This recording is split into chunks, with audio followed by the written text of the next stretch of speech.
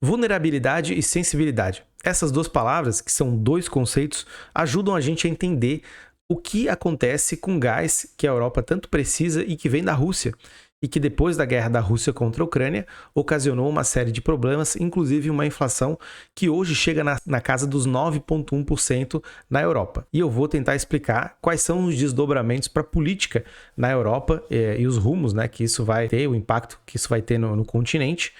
E vou utilizar esses dois conceitos para abrir os caminhos para a gente poder entender um pouco mais e também entender se houve ou não a sabotagem que está sendo colocada aí pelo economista Jeffrey Sachs, economista estadunidense que pertence ao mainstream dos Estados Unidos, que ele colocou que haveria uma sabotagem dos Estados Unidos contra a Europa para provocar uma mudança no cenário geopolítico e no empenho da Europa em acabar ou não com a guerra, ou se envolver mais, e o que isso tem de verdade ou não, o que a gente pode tirar dessa história toda.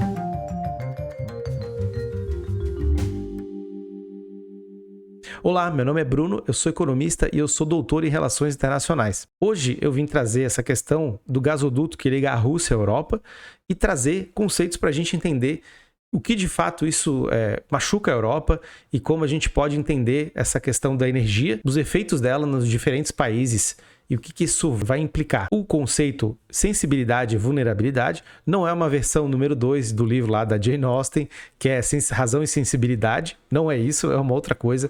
É um conceito teórico das relações internacionais que basicamente ele diz algumas coisas. Obviamente que esse conceito ele pode ser explorado com mais profundidade e tem outros fatores que esse conceito ele não vai nos entregar, mas ele pode nos entregar muito. A gente pode analisar o que está acontecendo na Europa agora à luz do que diz vulnerabilidade e sensibilidade. Esse termo, esses conceitos, foram cunhados e operacionalizados pelo Robert Keohane e o Joseph Nye em um livro muito conhecido na área das relações internacionais chamado Poder e Interdependência. Ele está à venda aí, ou tem nos russos também.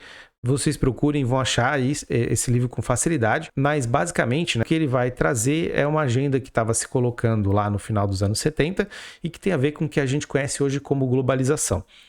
Mostra como a globalização muda a política internacional e não apenas as armas têm importância para a gente lidar com os temas. Mas hoje a coisa mudou de figura, e a gente tem que olhar para as armas de novo. Porém, nesse livro, nem tudo está perdido, muito pelo contrário, é um livro muito bom para a gente entender muito da política internacional e como agendas diferentes vão impactar os diferentes estados, mas no que tange a problemas relacionados a custos internacionais, como são os relacionados à energia, ao petróleo, ao gás, ele nos dá uma interpretação de como os países vão reagir ou qual é a capacidade deles de incorporar esses custos e deles responderem ao longo do tempo aos custos que vão sendo colocados e o que de fato eles conseguem fazer em relação a isso.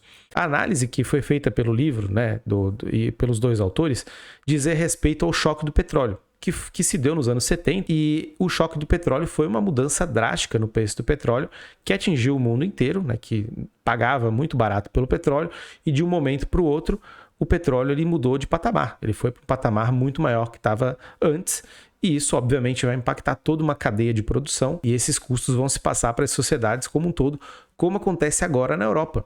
A inflação na Europa é de 9,1% e 20% dessa inflação vem do preço da energia. A energia que é consumida por indústrias e por pessoas.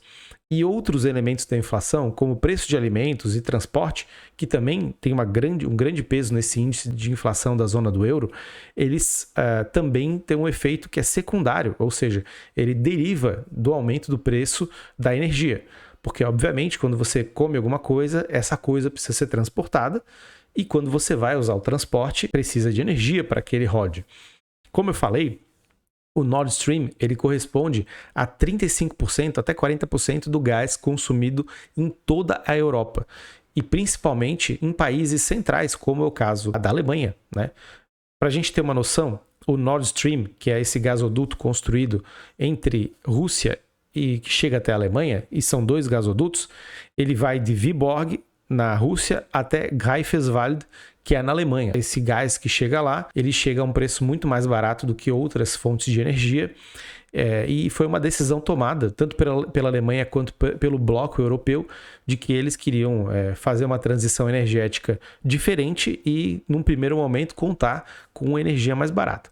Mas voltando à sensibilidade e vulnerabilidade, quando a gente tem um cenário como o de agora, em que o preço muda por causa da guerra e aumentou muito o preço do gás que a Europa usa, há dois cenários aqui e duas situações. O primeiro é a sensibilidade, que diz o seguinte: o país é mais sensível, ou seja, sua sensibilidade ela é maior ou menor pelo dano que uma mudança internacional, de um preço internacional, de uma situação internacional relativa a comércio, a produção, pode causar nele. Ou seja, no caso do preço do gás, o país que mais tem um efeito inflacionário ou de aumento de custo por causa desse aumento do preço do gás, ele se torna mais sensível. Então, vai oscilando a sua sensibilidade e de acordo com o impacto que a variação do preço tem no país. E a vulnerabilidade é justamente um outro aspecto desse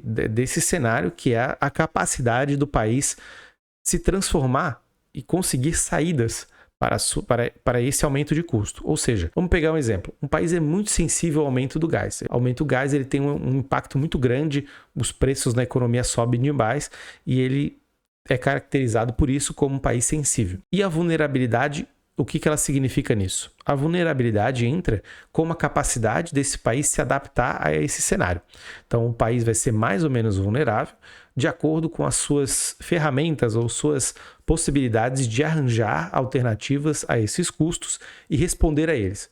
Um exemplo, aumenta o preço do gás e o país ele é mais vulnerável à medida em que ele não consegue substituir esse gás por outra fonte energética ou outro fornecedor de gás. E ele é menos vulnerável na medida em que ele consegue alternativas para solucionar esse problema e ter os custos diminuídos. Vulnerabilidade menor, dado pela capacidade de reação desse país a esse cenário adverso. Então, tendo esses dois conceitos mostrados e explicados, o que a gente consegue ver com a Europa? A Europa, obviamente, ela não é uníssono, tem muitas posições diferentes por lá, mas os países têm mostrado uma grande sensibilidade ao gás russo. São muito sensíveis e, por isso, os custos têm aumentado demais. Como eu falei, a inflação aumenta muito. O impacto da energia nessa inflação é muito grande, corresponde a 1/4 dessa inflação, sendo que outras partes, outros 2/4, correspondendo a 3/4 do global, são custos derivados ou relacionados ao aumento do preço da energia. E agora, a gente está chegando num momento na Europa que daqui a pouco é o inverno. Em dezembro, a gente tem uma mudança de estação, começa a esfriar já a partir, pelo menos, aí, da metade de novembro, com bastante severidade, e precisa o gás ser utilizado para aquecer os ambientes. E claro, quando você tem esse cenário de necessidade de energia e poucas alternativas, isso provoca uma mudança, uma ânsia por mudança política em diversos aspectos. No cenário internacional, você tem uma pressão maior pelo fim da guerra, os países se mobilizando para, de alguma forma, encaminhar ou pressionar a Ucrânia para que ela tenha solução de paz com a Rússia, mesmo sabendo que isso pode significar uma vitória para a Rússia no sentido político, no sentido de que a Rússia ganha mais moral com isso e que ela tenha mais importância na relação com a Europa, mas os custos e a questão social vão acabar pesando muito, porque é outro aspecto que as pessoas com maior inflação e com essa possível escassez de gás, elas vão acabar se insurgindo e indo contra os governos, e elegendo líderes que têm um discurso muitas vezes populista para responder a problemas com soluções em tese fáceis, mas que, como vocês estão acompanhando aqui, são difíceis. As próprias as relações internacionais, as teorias das relações internacionais, por muitos anos lidou com esse tema e não são temas fáceis. Absorver custos internacionais tem implicações multivariáveis, tem implicações muito grandes e impactos na sociedade a nível internacional e nacional. E no nível nacional, isso pode ensejar, como eu coloquei aqui, um impacto grande nas sociedades, em político, no curto prazo, que vai ter, obviamente, efeitos no médio prazo, com eleições de líderes populistas, com problemas mesmo, né, de protestos e insatisfação popular e social, de movimentos sociais, com os governos vigentes. E aí a gente chega à questão da sabotagem. Houve ou não sabotagem dos Estados Unidos em relação aos gasodutos que vêm da Rússia?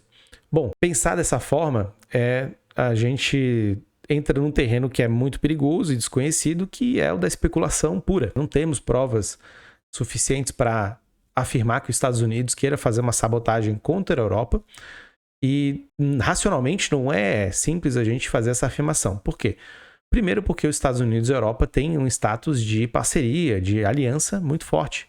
Especialmente a Alemanha, que tem lá a Ramstein, que é a grande base fora do território estadunidense, que é um posto muito importante dos Estados Unidos, e outras bases militares que também estão localizadas na Europa. Sem falar que a OTAN é uma iniciativa que os Estados Unidos teve como objetivo na Guerra Fria fazer uma contenção à União Soviética, e continuou depois disso, e até hoje ela existe, né, mesmo com os questionamentos do Trump em relação aos repasses que iam dos Estados Unidos para lá, né, que os Estados Unidos em tese estaria pagando demais pela segurança do continente, mas é uma iniciativa que existe hoje muito forte.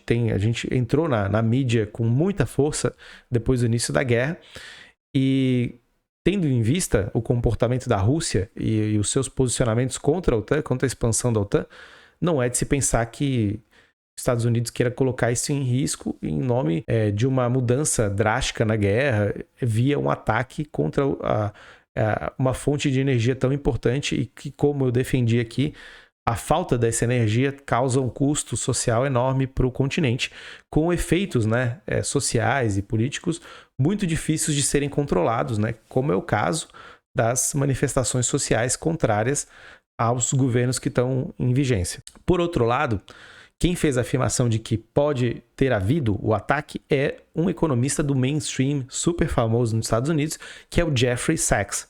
Ele não é um conspiracionista, ele é um cientista sério e faz críticas ao establishment americano, e ele falou que há indícios, né, ou sinais de fumaça no ar de que os Estados Unidos poderia estar com movimentações atípicas no trajeto que os gasodutos percorrem, né, que passa ali pelo Mar Báltico, atravessando um trajeto que tem ali na sua área contígua a Suécia, a Dinamarca, né, a Finlândia também, que faz fronteira ali com a Rússia. Dessa forma, notou-se que havia aeronaves circulando a região, e isso foi visto, né, por satélites. Segundo o economista Jeffrey Sachs, o Antony Blinken, que é o secretário de Estado do governo Biden, ele fez ameaças, né, e colocou em questão o gasoduto e a possibilidade de sabotagem de uma maneira muito atípica.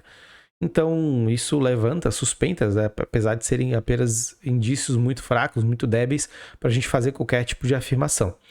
Ao meu ver, é sim possível. Os Estados Unidos faz sempre esse tipo de jogada suja. Não seria típico ele fazer isso de novo. Ele tem um histórico de interferência externa e apelar para algumas estratégias não convencionais, quando a gente pensa em direito internacional, lógico, né? Porém, também não é racional, né? Não está dentro de um escopo muito racional a gente pensar que ele faria esse movimento de uma maneira assim tão inadvertida, irresponsável, que poderia colocar o abastecimento de gás de um continente inteiro sob risco. Isso é muito complicado de se afirmar e até anti-intuitivo da gente pensar. Por outro lado, né, a questão do gás ela vai daí continuar com muita importância. A Rússia ela veio também fazendo movimentos no sentido de alegar manutenções nos gasodutos, falar que tinha que arrumá-los, né, e botar a culpa nas sanções econômicas que o Ocidente faz contra ela, que não estava tendo acesso a peças para fazer os reparos e uma série de questões que a obrigava a fazer diversos tipos de intervenção no sentido de arrumar problemas, etc. Mas que, na verdade, o objetivo sempre foi político, de fazer isso, de cortar o gás da Europa e fazer isso como uma forma de barganhar, de pressionar com que os europeus entrassem nas negociações políticas e pressionassem a Ucrânia para acordos de paz e para o fim da guerra. O cenário ainda é complexo, a gente precisa ver o que vai acontecer em relação a questão do gás, né? As alternativas que a Europa tem não são para o curto prazo e não são fáceis de serem lançadas mão. O ferramental para isso é muito restrito. A Europa tem como política, e principalmente a Alemanha, tem como política a restrição do uso de energia nuclear. Sempre é uma preocupação muito grande, e não é à toa. Um dos motivos de terem sido adotadas políticas de estreitamento de relação energética com a Rússia foi a necessidade que os europeus viam de terem energias mais limpas, mas não usarem energia nuclear. Por isso, isso foi relaxado agora em relação à guerra, porque movimentos foram de reativar algumas plantas nucleares que estavam sendo desativadas, mas como o cenário está mudando e como o custo está sendo muito alto para a Europa, isso está sendo revisto e por um médio prazo não tem como a gente conceber que alternativas fáceis vão ser achadas de maneira rápida. Isso não vai acontecer e uma solução para a guerra precisa ser colocada na mesa, por mais que isso doa para a Europa. Só que os Estados Unidos também têm interesse em fazer com que isso seja colocado no âmbito da desconfiança em relação à Rússia e que seja concluído que a Rússia tenha a ver com esses ataques, porque obviamente ela antes estava fazendo um uso das manutenções do gasoduto como uma arma política para pressionar a Europa também. E isso conforma um cenário muito intrincado de intenções de uma política que está mudando em relação aos Estados Unidos e Europa, frente à Rússia e o parceiro China, né, que tem muita importância. E a resolução dessa questão não é fácil. O gás, se não houver nenhum tipo de outro ataque ou outra situação que destrua, né, esse gasoduto, ele vai ainda permanecer, porque a Europa precisa, ele vai permanecer sendo feito pelo Nord Stream, pelos 2 gasodutos que existem, mas o futuro é incerto contra as relações diplomáticas entre esses países e as coisas têm esquentado também, no sentido de algumas ameaças nucleares que estão sendo colocadas, como o próprio Medvedev, que ele coloca em diversas vezes que ele vai se pronunciar a questão das armas nucleares e como isso pode ser utilizado pela Rússia em alguma medida. Então esses discursos eles vão esquentando, né, as relações e vão trazendo cada vez mais incerteza. Mas a gente fica de olho, como sempre, fica de olho nos assuntos aí relacionados à guerra e à política internacional, para a gente entender um pouco mais do que pode acontecer e os efeitos disso para a Europa e para as relações entre o bloco, né, entre aspas, do Ocidente e esse bloco mais sino-russo que está se formando em resposta a essa grande divisão que está colocada na política internacional. Mas por hoje era isso, um grande abraço e até a próxima.